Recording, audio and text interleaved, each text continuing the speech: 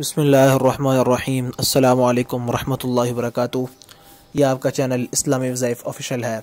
آج ہم آپ کے لیے ایک وظیفہ لے کر حاضر ہوئے ہیں۔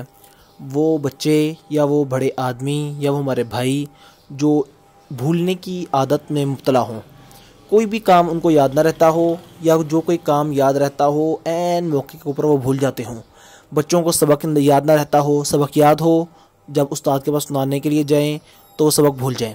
انشاءاللہ ان تمام حضرات کے لیے وظیفہ ہے، اس عمل کو کیجئے، انشاءاللہ تعالی ضرور فائدہ ہوگا۔ تمام وظائف کے لیے کچھ شرائط ہوتی ہیں۔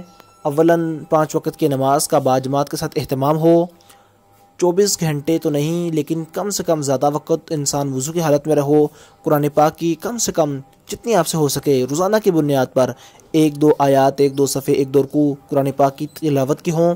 قرآن پاک کی تلاوت وَيَشْفِ صُدُورَ قَوْمٍ مُؤْمِنِينَ آیات مبارکہ ہیں، ان کو دہرانا، اور یہ وَشِفَاءٌ لِمَا فِي الصُّدُورِ یہ مومنین کے لیے شفا ہے قرآن پاک۔ اور اس میں آپ نے عمل یہ کرنا ہے کہ اسم مبارک ہے الرحمن۔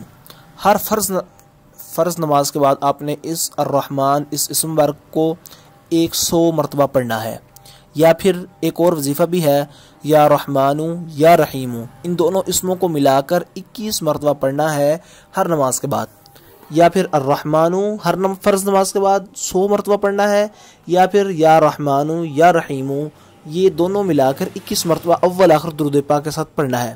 اس کو اللہ تعالیٰ سے دعا مانگنی ہے کہ اللہ تعالیٰ میرے اس بیماری کو میرے مزاج سے نکال دیجئے، مجھے بھلانے کی عادت جو ہے، نسیان کی جو عادت ہے، غفلت کی جو عادت ہے، بھول جانے کی اللہ جو مجھے عادت ہے، یا اللہ جی میری اس عادت کو دور فرما دیجئے۔ انشاءاللہ تعالیٰ اللہ تعالیٰ ضرور مدد فرمائیں گے، انشاءاللہ تعالیٰ یہ عادت آپ کی ختم ہو جائے گی۔ اللہ تعالیٰ سے پوری امید رکھیں، دعاؤں میں اللہ تعالیٰ سے مانگیے، اور اس کے ساتھ ساتھ نمازوں کا اہتمام کیجئے۔ انشاءاللہ تعالیٰ بہت جلد آپ کا مسئلہ ٹھیک ہو جائے گا۔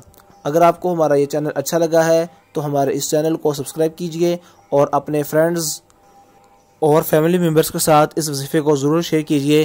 انشاءاللہ تعالی اللہ تعالیٰ کے گھر سے جلدی امید ہے کہ انشاءاللہ آپ اس بیماری سے جلد شفا یاب ہو جائیں گے۔ السلام علیکم ورحمۃ اللہ وبرکاتہ۔